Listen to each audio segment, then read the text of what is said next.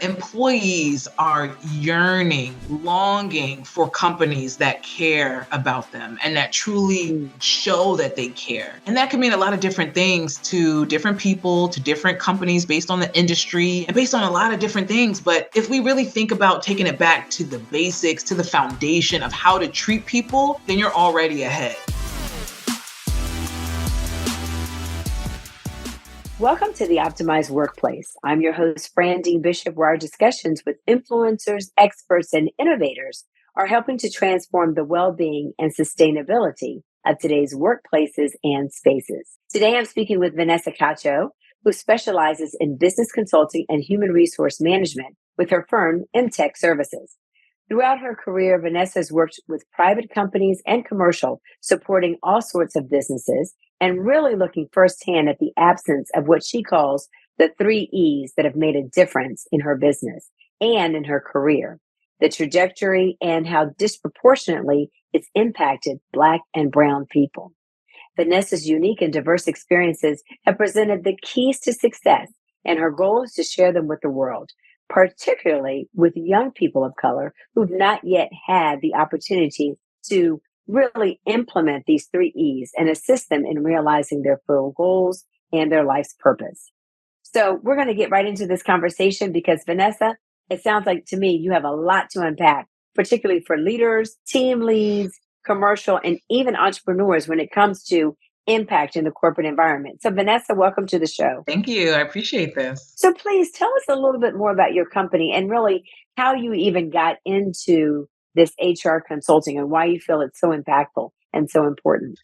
I'll tell you first a little bit about how I got into HR, and then I'll go into my business. But I like to say that HR almost found me. I started out after college as an intern with Target Corporation, and I interned with Target for 2 summers, and I was offered a full-time position at the end of my last internship on junior year, basically. As part of my internship opportunity, I got to meet and mingle with senior leaders at Target Corporation, district managers, store managers. And I really wanted the opportunity to see the store from the eyes of the district manager. And so one time, the district manager was in the store doing a visit, very standard, high anxiety type of visit. And as an intern, I reached out immediately, like as the DM, as the district manager was leaving, and asked, is there a possibility I can walk with you, maybe do some visits with you, shadow you for a day? And she said, let's look into that. Let's talk about that. I never went to shadow with her, but I do think by asking those type of questions, by putting myself out there, it distinguished me, it set me apart from other interns and other leaders in the store. And also, I think my natural personality came out, my skill sets came out during the internship, which made them say, hey, let's look at her for an HR manager of a store, which is something they rarely do because in HR, you need a lot of experience. So after that, I had the opportunity to sit for my professional and human resources certification. I did that while at Target. And then soon after that, I sat for my senior in professional human resource certification and received that as well. And so with these experiences and with this vantage point of being in an HR seat, but also being, one of the youngest in the room, sometimes one of the only people of color in the room, it gave me a very special insight into the world of leadership, management, and corporate America. And so with that said, I had a very unique opportunity to partner with another individual who was a friend that I worked with some ad hoc projects. And so through partnering with other small business owners, I found an opportunity to establish a business with someone who worked within telecommunications and electrical work. So I have a business that's primarily in the trades, but my role is to support it from the HR and leadership perspective and business development perspective. So that's how I got into my business. And, I have to say it's nothing but God because, I just kept moving forward and these opportunities would present and I moved forward some more and more opportunities present. So I would say that's basically how I got into this industry and into this field. That's outstanding. I mean, I think that there's a lot of lessons in everything that you shared. it's not just a matter of finding one vertical market, but you found a vertical, you found an opportunity through a career. And because of your interests and just being able to parlay those relationships strategically, you were able to now open up a brand new vertical market, like you said, in telecommunications. And I think that's a really powerful point, that I think in corporate, so often they talk a lot about sponsorship. If you're trying to Mhm. grow, if you're trying to move your career, you need a sponsor internally. On the outside, for small businesses or individual organizations, we just call that a strategic partnership. But in Right. corporations, you guys call that a sponsor. So, Absolutely. what kind of skill set do you find was really helpful for you in being able to make some of those inroads, if you will, right? To use your term, use inroads in terms of leveraging that for other opportunities in corporate that you think may be very applicable to Yeah. making strategic partnerships. Yes, for sure. I would say, as far as skill sets go, being strategic, that's one of my top strengths. And I do believe that that has helped me see opportunities, patterns, in a different way that allows me and propels me to move forward. So, obstacles, I don't really see obstacles as obstacles, I just see them as opportunities, opportunities to think differently about how I can go about charting the path that I know is for me. So strategic initiatives or strategic mindset, I would say first. Then the ability to not take things personally, because there's so much going on around us that oftentimes it's very easy to take things personally, to take things as a closed door. I can no longer move forward with this way or that way. But Hmm. sometimes that's just a redirection for a reason. And so that mixed with being strategic, communicating effectively, I would say all those things definitely help me to persevere and to just think of the road ahead in a way Hmm. that is doable. There's so many things that set us back in our journey. And I feel Hmm. like, oftentimes, like let's say for instance, taking the PHR, the SPHR exam, oftentimes it takes people more than one time to take it. And if that's the case, that's the case. Keep going. Don't let that stop you. There's lessons in every single thing that comes up as an obstacle. There's lessons for us to learn, for us to take away. It's very easy for us to say, oh, it was that manager that didn't like me, or oh, it was that situation, or that, whatever the case is, that policy. Yeah. But what is it about us that we bring to the table that we can change, that we Hmm. can adjust to make sure that we're being successful in this current environment, in this current climate, when there's things that are outside of our control? And that's another thing. If there are things outside of our control, we have to just accept that and understand that there's still ways around it. And these strategic partnerships are oftentimes ways Hmm. around those obstacles. So that's another thing too, making those connections, networking, even when I don't feel like it, even when I don't, know, oh, if this connection will end in a certain outcome, that's okay. It's all about the journey. It's all about the experience, being present right there and right now, which is most important, because you never know how some of these connections that you're making may come to fruition in 5, 10, 20 years from now. And so it's really about, pursuing these opportunities by being in the moment and just staying present and being hopeful for what is to come and being open for what's to come. It may not look exactly how we thought it may look, and sometimes that's even better. A lot of times that's even better. So I truly believe there are no coincidences, because everything is part of the master plan, our master's plan. So I should say my master's plan. But I truly believe that those have been key ingredients to help me forge forward, in the face of adversity. I love that.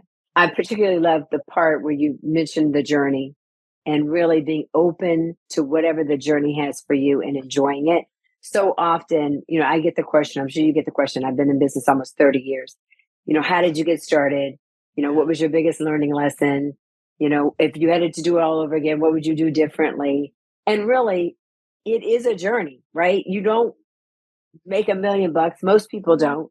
The first year out, second year out, maybe not even by the 10th year out. It takes a while to learn what are the skills what's the skill set that you need, who are the partners that you need, what decisions you do differently, make mistakes fast so that you can iterate and correct and learn from it, right? So you got to make Absolutely. mistakes to grow. So all of that is part of the journey. And if you want everything to happen immediately before the journey begins, then you don't learn anything. So I love, Right. love, love that. I think that's so important. Yeah. So let's shift a little bit and elevate beyond just I think the granular level, if you will, in terms of the strategic mindset and beyond that. When you step back as a strategist, particularly as an HR strategist, and you look at what's happening in the lens of, post COVID, post Mhm. pandemic, the great reorganization, the great realization, whatever you want to call it, it's been great on many levels, right? Yes. What Yes. are you most noticing about the tone of where employees are today and what's most important to them? And where do you feel like there are potential touch points or real opportunities for success going forward for corporations to really, really reimagine the future of the Mm, workplace and not go yeah. back to the same old thing? And I'm saying this through the lens of so often in corporate, and even for our entrepreneurs that are listening, right? We have a very varied audience. You're really looking for your ideal team members, and every company needs them, right? No company can grow solo. You need those team members who are incredibly valuable to Absolutely. move you, propel you, get you going. You need that thought leadership, and you need that wealth of human capital. Yeah. So, where are you finding that there are real opportunities for those who are listening, for leaders of organizations, division managers, CEOs, to really understand what's happening in this post pandemic future of work, period that we're in now, that are real opportunities for them to meet Yeah. employees where they are? Sure. That's a great question. And this is something that I come across almost every day where employees are yearning, longing for companies that care about them and that truly Mm, show that they care. And that can mean a lot of different things to different people, to different companies based on the industry and based on a lot of different things. But if we really think about taking it back to the basics, to the foundation of how to treat people, then you're already ahead. So what I mean by that is, making sure you're checking in. First of all, first impressions are lasting impressions. We know that. So the first thing you really want to do is make sure that you're locked in with your mission, vision, and values, and that your other managers and other agents of the organization are also clued into what those are and what that looks like as far as their actions, behaviors, and conversations and whatnot. Managers, supervisors, everyone of a senior leadership level is an agent of the company. And so you want to make sure that they're representing you in the way that you would want to be represented on the 5 o'clock news, right? And so what that means is there has to be a level of training and development that incorporates the mission, vision, and values at every step of the way. So including those mission, vision, and values into job descriptions, into your performance management process, performance appraisals. You want to make sure that those things ring loud and true to what employees are to expect in your organization. And whenever possible, right now, especially, employees are looking for flexibility. It's hard working in this world with all the distractions, with everything going on in the news. And so, anything you can do to help employees feel comfortable, feel safe psychologically, emotionally, physically, you want to make sure that that's at the forefront. And even when communicating, because guess what? Not everything is going to be able to be done in a way that an employee is going to love, enjoy, or be supportive of. But we have to make sure as leaders that we communicate the why behind the what. So that way we are presenting the organization in a professional manner where, including the employees wherever we can in the what's going on behind the scenes, behind the veil. Because it also helps to make them feel, number one, included, which of course we know that that is a need right now. And it also just helps with transparency. And so once you have some transparency, you're building trust. You may not be able to do everything your employees want, but at least they know the reasons why behind it. And they know, hey, employees, we may not be able to give you every Friday off, but that's because we're here to service our clients and our clients need us on Fridays. And if we didn't do that, this would be the result. You know what I mean? So it's really the people aspect that I feel like people are yearning for. They want to feel Mhm. like a valuable part of the organization and not just a number, not just a body in a seat. So it's very important. And this is what I see leaders oftentimes have a hard time doing. But it's very important that leaders don't just read from a script, right? When an employee is saying, hey, I'm having this hard time. Maybe like I have a lot of workload, like my work is ticking up. It's challenging for me, right? As a leader, we should really want to understand, well, what's going on? Why is it challenging? How can I help? How can I remove some challenges? How can I rethink this so this is no longer a Mm. challenge for you or a challenge organizationally? Maybe it's not something, that is implemented on a higher level, but maybe it's something that we're doing as a not necessarily a workaround, but like let's talk about how we can make this better for all of us instead of just hey, this is how it's always been. This is what it's supposed to be.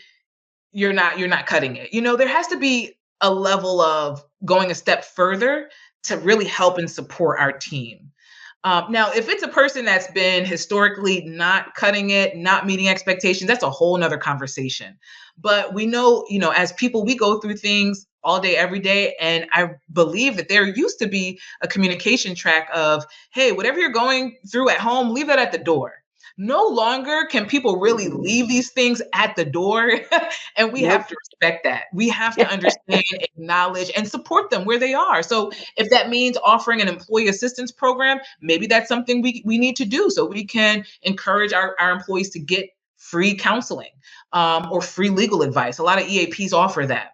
But I really think it takes an out of box approach, a one on one approach to really addressing some of the things, the underlying issues that our teams are sharing with us to make sure that they know that we're committed, we're, invested in them, and that we really want them to succeed, that it's just not like, oh, this is how we've always done it. If you can't cut it, you're out of here, that type of thing. Whoa. You dropped some seeds of value. I hope you guys were really listening to that. That was phenomenal, Vanessa. Well, it's obvious. She's the HR pro. She knows her stuff. Those Thank you. were seeds of value. I loved what you just said. I mean, that was fantastic. So if you didn't catch it, rewind and go back and listen to it again because she dropped some gold, you all. And especially if you are leading a company or you're charged with this from an HR, CHRO perspective, you're trying to figure out what in the world do I need to do? I loved it because you gave the what, the why, and the how. Yeah. Sometimes the what is okay, we know we need a communication plan. And you talked about, being driven on mission, helping employees understand vision and value, and helping employees have that psychological safety. So you gave the what, and they understand the what, but they don't understand the why. They don't understand that employees need to know that they care, Yeah. that they need to know what the end game is. They need to know that we're trying to retain this client. If we retain this client, then you get that bonus. But if we don't retain Yes. that client, Yes. you don't get that bonus. So Absolutely. hey, there's a level of transparency. Hello. Yes. Yes. I Yes. love that. That was fantastic because if you don't communicate that, they have no idea. They just think, oh, you want me to work 12 hours again? I'm so sick of this. But you Right. understand, well, Right. if you work those 12 hours and we get that client, then guess what? You get that little extra gravy because you can't get the Absolutely. gravy if we don't keep the client. I love that. Absolutely. And then I Absolutely. love the part that you gave on the how. How do you do it? So if you weren't listening, here's how she said do it. Make sure you're investing in training and development. Make sure you're investing in care programs. EAP is one of them. She said psychological safety. That's where everybody's comes in. Inner Zing. So if you haven't figured it out, go look us up. But I love the fact that you said you have to invest in their well-being. You have to invest in the fact that employees know, see, and understand and feel that you care. And there's ways in which you put those touch points into place. That was gold. Awesome. Good. And Fran, I got one more for you because guess what? Sometimes it's not always we can offer you this bonus or this or that, right? Sometimes it's an out of box approach of like, hey, let's flex some of your time, or let's think about a benefit or a bonus that we can do that you would be open to. Maybe it is a gift card, or we'll send you DoorDash. We'll send you, it can be something so small and it goes so far. And so I feel like we lose sight of that, thinking it has to be some big major payoff or something that needs signatures throughout the organization. Or if we're dealing with, entrepreneurs, a lot of things we can do as entrepreneurs without all the red tape. But you don't want to get into the issues of maybe setting a precedent or whatever. But the thing is, you still have so much more flexibility with what you can offer employees. And sometimes it's just a conversation. Hey, Fran, how can I reward you? How can I tell you you're doing a great job? And you may say, Vanessa, can I come in a little later this day? Or maybe, Vanessa, I really love Starbucks. Can I have some Starbucks gift cards? Or, hey, sure, yes, you can. I can do that, So sometimes it's just engaging in that conversation so you yourself can have the answers to the test. I love it. That recognition goes a long way. And so often we're It so in does. the weeds and driving, we don't Yes. realize we got to pull Yes. our head up and recognize the employee. And you can recognize somebody with $5. Just the fact that you recognize them and you know they're going through Absolutely. something, pick up the phone and give them a phone call. All of that is beautiful. In our remaining minutes together, I would love for you to share with our audience. I always love to ask this question because it's always interesting what bubbles up for my guests. Are there any things you're super excited about with regards to your business, your offering going into 2024? Believe it or not, we're rounding the corner. We're closer to the end than we are the beginning, right? So, is there anything that you're excited about you want to share with our audience with regards to what you're offering or things that people can look forward to from MTech? Yes, I'm so glad you asked that, Fran, because we are very excited about our footprint in the community and what we're doing to prepare our next generation of leaders for what's to come. And so that means, preparing them for the workforce, preparing them for life as an entrepreneur, preparing them to be a CEO of their own life. And so, as fellow entrepreneurs, as we know, you need to really have some of these skill sets that we do on a daily basis that come naturally. Some of this you very well need to just survive. And what do I'm talking about that? Like, you need to have a network of solid advisors around you. So we have legal professionals, financial professionals, strategists that we may work with. But we need to teach our youngins the value of those things and need to teach them how to have the identity that prepares them for this world that we're in today. It's only going to get more complex and more challenging as years go on. And Mhm. so we do feel like there's an opportunity for us to make a difference and impact our next generation by equipping them with the skill set so that way they feel more prepared for the world ahead of them, regardless if they decide to go to college, if they decide to go to trade school, or if they decide to be an entrepreneur themselves. We know entrepreneurs nowadays are younger and younger, and they're doing it. They're doing a lot of great things. But how can we wrap our arms around them and make sure that they're fully equipped with the skill sets to make them a well-rounded leader and impactful member of society? So we're really excited about what's to come with that. We're looking to launch our next program in the next few months here. And so I would love to join you again and tell you even more about it when we're fully launched. I am going to welcome you back because I love everybody knows that works with me knows I love something called twofers. And if you're new to the optimized workplace, I'm going to explain to you what a twofer is. Twofers are great for lots of different reasons. It's like when you go get buy one get one free, right? Or you buy one get Yes. two for it, or you get you get the chips and they have the salsa half off. Well, this is a twofer when it comes to business, and my team will tell you I love twofers. Like you do one effort, but you get double. What I'm loving about what you're Awesome. saying and what you guys should be paying attention to, if you didn't catch it, Vanessa offers with VTech is that she's a resource for businesses who need HR consulting. You're looking Yes. for someone to add to your network from a legal, financial strategist standpoint, but she's also a career strategist. If you have an emerging leader on your team that needs additional training, or you need a program to train your leaders in your company, that's a twofer.